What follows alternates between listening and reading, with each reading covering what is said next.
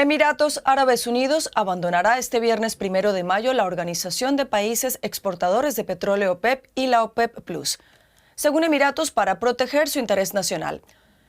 El anuncio supone un duro revés para este organismo y también para Arabia Saudita, país líder de la OPEP.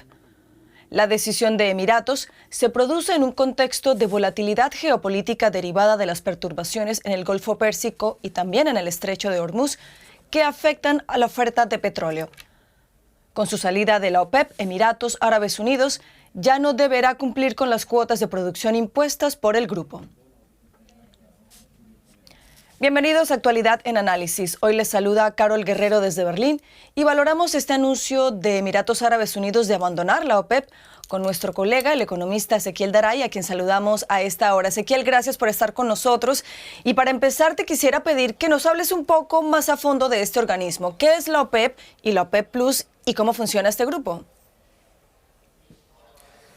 Bueno, Carol, gracias por la invitación. La OPEP es un cártel de países productores de petróleo que se creó en 1960. Los fundadores fueron Arabia Saudita y Venezuela en ese momento para controlar la producción, para ponerse de acuerdo y acordar un nivel de producción que permita mantener los precios estables, porque hasta ese momento el control del petróleo lo tenían muchas petroleras occidentales, mayormente de los Estados Unidos.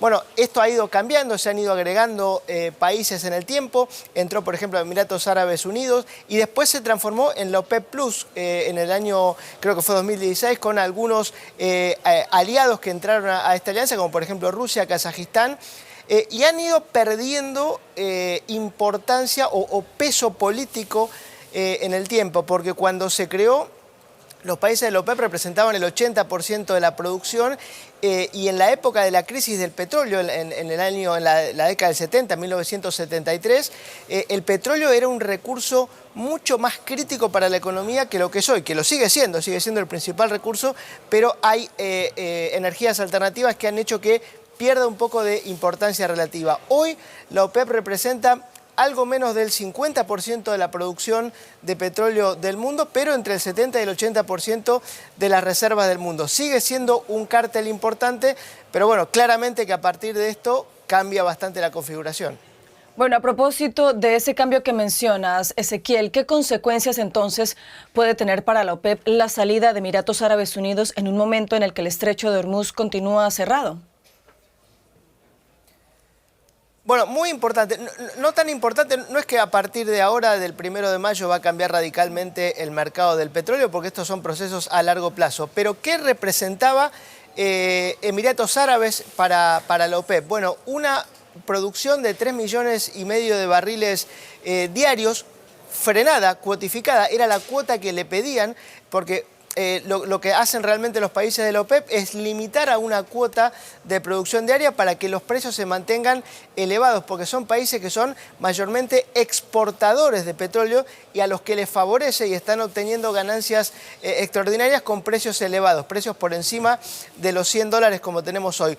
Contrario a lo que ocurre con Estados Unidos, que es el mayor productor de petróleo del mundo, pero es un gran consumidor de petróleo y al que le beneficia más un petróleo bajo, de ahí el drill, baby drill de Donald Trump, aquel 20 de enero de 2025 cuando asumió, vamos a perforar, vamos a producir más, porque a Estados Unidos le conviene un precio del petróleo más bajo. También a China, hay que decirlo, porque China es un gran consumidor de petróleo. Lo que hacía Emiratos Árabes en coordinación con Arabia Saudita era regular justamente esta oferta, porque además es el segundo país productor dentro de la OPEP con mayor capacidad de incrementar la oferta. Es decir, si en algún momento había que salir a inyectar petróleo, bueno, era una válvula muy importante para hacerlo, con lo cual esto es un golpe muy fuerte para Arabia Saudita como miembro fundador, como controlador de la OPEP, y seguramente le va a permitir a Emiratos Árabes Unidos, que si se va es porque quiere aumentar su producción,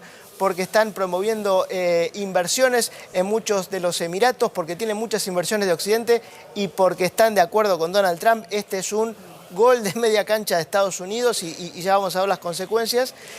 Aumentar su producción de petróleo tal vez hasta unos 5 millones de barriles diarios, con lo cual a largo plazo esto va a indicar que la producción de petróleo va a ser mayor y el precio debería tender a caer, pero no en las condiciones que estamos viendo ahora. Ezequiel, ¿pero puede representar esta salida de Emiratos de la OPEP el fin de esta organización?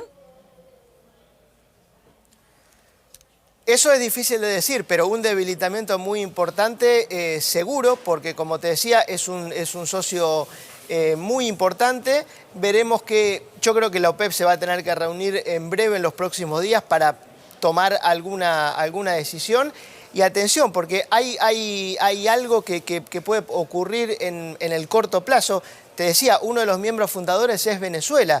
Venezuela hoy no tiene tanta importancia en la producción, produce un millón de barril diario, está camino a, ahora con la intervención de los Estados Unidos, pero bueno, tiene la capacidad de producir mucho más y a mí no me extrañaría, y de hecho muchos analistas lo vaticinan, que en este contexto y con la influencia de Estados Unidos, Venezuela pueda pedir salir de la OPEP y esta organización, este cártel empiece a desmembrarse. Yo creo que Estados Unidos va a operar mucho para que esto ocurra, porque la OPEP es una mala noticia justamente para los Estados Unidos y casi fue una respuesta al dominio de los Estados Unidos del mercado de petróleo, así que desmembrarla y sumar más aliados a su bando va a ser necesario para los Estados Unidos. A mí no me cabe ninguna duda que Emiratos Árabes va a empezar a coordinar ahora mucho más con los Estados Unidos qué hace en cuanto a su producción de petróleo que con los países del Golfo. Ezequiel, tú dices que esto ha sido un gol de media cancha de Estados Unidos. Entonces, además de Estados Unidos, ¿a quién favorece esta decisión de los Emiratos y a quién perjudica? Bueno, como te digo, en el corto plazo no cambia prácticamente nada. En el largo plazo vamos a ver una oferta de petróleo mucho más grande. La demanda de petróleo también se espera que aumente en las próximas décadas. Más allá de las energías alternativas, el mundo necesita energía y el petróleo sigue siendo muy importante también para producir energía eléctrica que se necesita para la inteligencia artificial, que necesita desesperadamente la India para sus centros de datos. En el mundo previo a la guerra de Estados Unidos e Israel contra Irán, sobraba petróleo. Había muchísimo petróleo en el mar, en los barcos, y de hecho la oferta de petróleo siempre se mantuvo por encima de la demanda y por eso teníamos un petróleo a $60. Un petróleo que no le convenía a Rusia, que no le convenía obviamente a los países del Golfo, pero que le venía muy bien a los Estados Unidos. Bueno, en el largo plazo eso va a tender a ir hacia esa situación. Vamos a ver cuánto demora también porque en esta guerra se han bombardeado también yacimientos petrolíferos. Hay que ver la capacidad de producción una vez que termine la guerra, qué tan rápido se puede recuperar. Y en el largo plazo, esto que baje el precio del petróleo beneficia a aquellos países o aquellas regiones que son consumidores netos de petróleo, como los Estados Unidos, como China, también Europa, pero yo creo que igualmente los productores van a seguir teniendo su lugar porque la demanda de petróleo va a estar sostenida en las próximas décadas, a no ser que ocurra otro shock que hoy no se ve, porque el mundo necesita muchísima energía y bueno, esto es una buena noticia incluso en Latinoamérica para los grandes productores de petróleo como Brasil, ahora la Argentina, México, Ecuador, Colombia, van a seguir teniendo, bueno, Venezuela ni hablar, demanda de petróleo. Pero, Ezequiel, ¿qué tan pronto se van a sentir esos efectos en los precios del petróleo? ¿O de qué dependerá? Bueno, tenemos hoy un problema de producción. A ver, el mundo producía unos 104 millones de barriles diarios previos al conflicto y consumía unos 102 millones de barriles diarios. El mercado estaba en equilibrio. Hoy la producción se ha caído a 80 millones de barriles.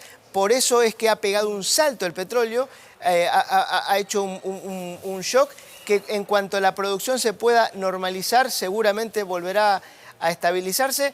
¿De qué va a depender? De qué tan rápido se normalice la producción y sobre todo la distribución de petróleo. Hoy el gran problema que tiene el mundo es no solamente producir el petróleo, sino distribuirlo y refinarlo. Por eso está tan caro el combustible, por eso cuando teníamos el petróleo a $60, igual el combustible estaba caro, porque no hay capacidad de refinarlo. Y por eso también creo que Estados Unidos, con esta estrategia de bloqueo a Irán, ha dado un golpe totalmente efectivo que podría llevar al final de la guerra, porque Irán está ahorcado. La producción de petróleo no se puede frenar. Así dice, bueno, hoy apagamos y dejamos de producir.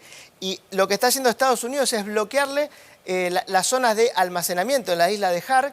Entonces hay un sobrestock de petróleo en Irán que no puede sacar, que no puede vender, y le está creando un gran problema. Bueno, en el largo plazo todo esto se tendría que normalizar. Es muy difícil hoy decir cuál va a ser, qué tan largo va a ser ese plazo, porque se han roto muchísimas cadenas y sobre todo toda la economía del Golfo ha cambiado, y yo creo que algunos otros países del Golfo, Kuwait, Irak, veremos si no eligen alguna medida parecida a la de los Emiratos Árabes, porque en un punto esto le convenía mucho a Arabia Saudita, pero hay muchos países del Golfo que podrían y quisieran producir mucho más.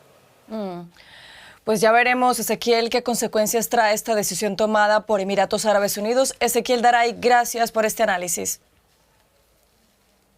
Gracias.